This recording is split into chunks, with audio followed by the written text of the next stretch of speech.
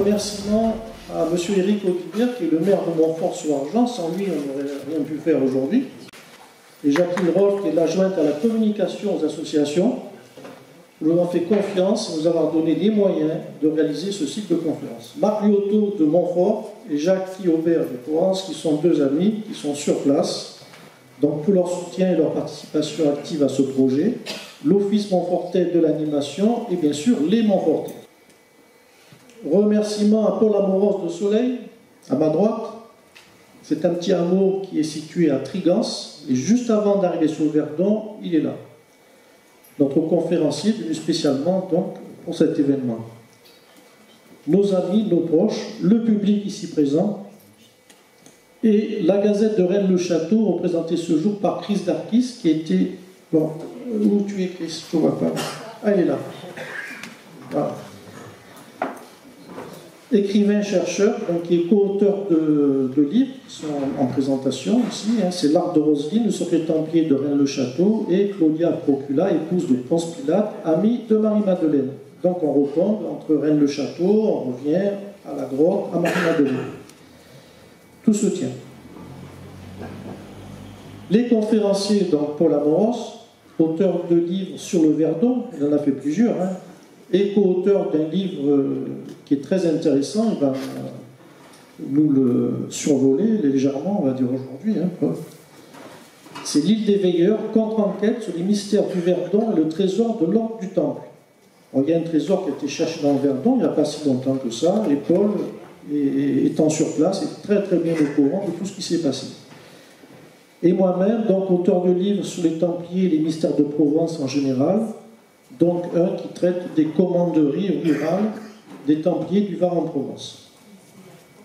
Ce sont des fascicules qui correspondent à l'illustration d'une conférence.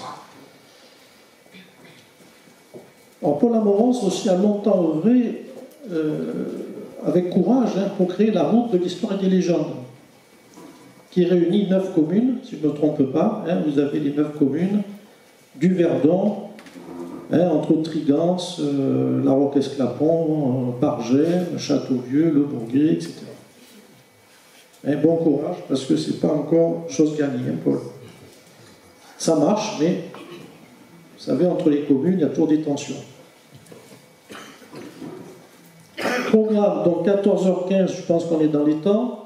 On va peut-être déraper un petit peu, ce qui est normal. C'est pour ça que j'ai mis des petits pointillés après les leurs. C'est le quart d'heure provençal. Le Verdon secret, donc les mystères des Templiers, c'est Paul donc, qui va faire sa conférence. Ensuite, les commanderies du Var. Et bien sûr, il y aura clôture, dédicace, apéritif offert par la mairie, que nous remercions. Alors, le château templier de Montfort. J'ai fait quelques illustrations qui sont un peu des images, on va dire, retravaillées et mystérieuses.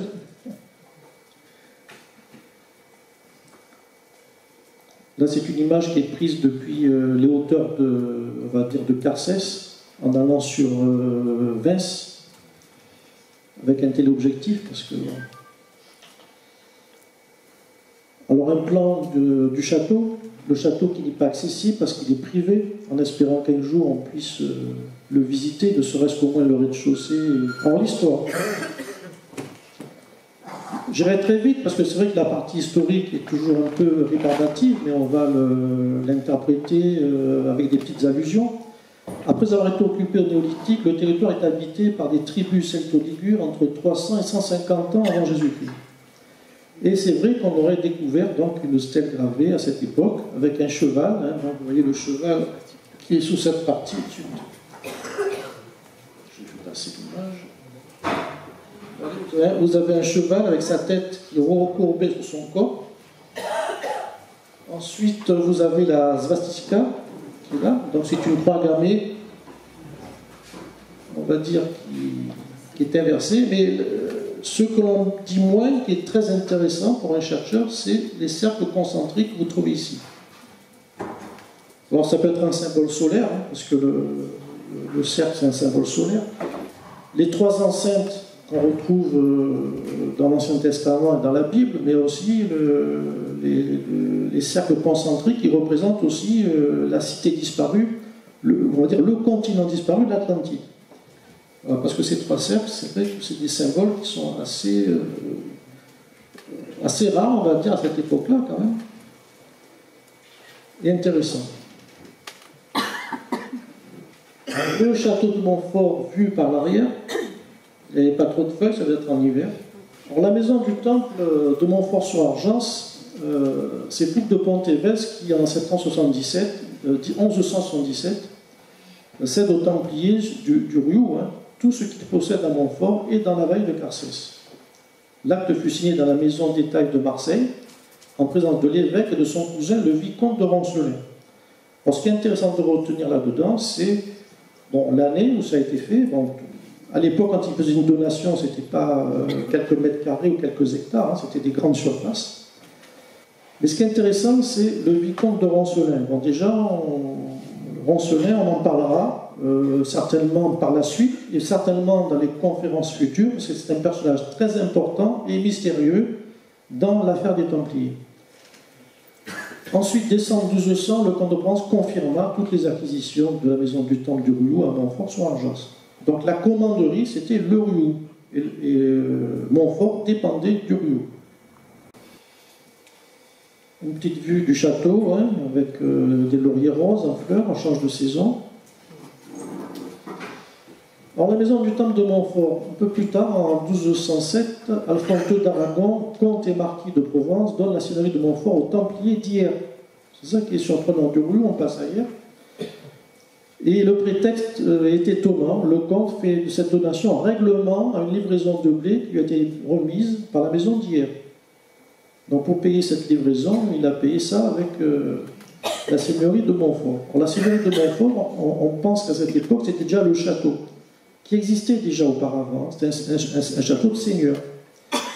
L'acte fut passé au château de Puy-Sainte-Réparade en présence de l'archevêque d'Aix et de plusieurs frères du temple. 1209, le comte de Provence fit donation aux Templiers de Montfort-sur-Argent, qui conserve la maison forte, donc il y a bien une maison forte, de la commanderie dominant le village. Donc ce n'est pas tout à fait le bâtiment d'aujourd'hui, parce qu'il a été rasé par la suite.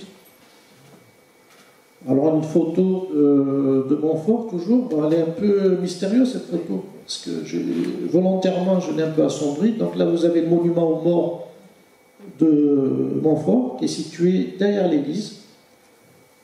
C'est là où il y a un parking. Et vous avez le château de Montfort. Alors, maison du temple du Montfort-sur-Argent, septembre 1230, Raymond de Cotignac, cette fois-ci, donne tous les biens qui lui venaient de sa mère Adélaïde et qu'il possédait à Montfort. L'acte fut dressé en acte lors de son entrée dans l'ordre templier. Alors, juste pour mémoire, j'ai mis que entre la première et dernière donation sur Montfort, il s'est passé 33 ans, et jusqu'à la fin de l'ordre, 78 ans. Et en amont, depuis la création de l'ordre, il y a eu environ aussi 70 ans. Donc c'est vrai que Montfort se trouvait un peu à mi-chemin de la vie de l'ordre. Alors la fameuse croix qui est à l'entrée de la croix de Malte, la croix aux 8 béatitudes, ce blason aurait comporté à l'origine 3 canons sur leur affût, à l'entrée du château.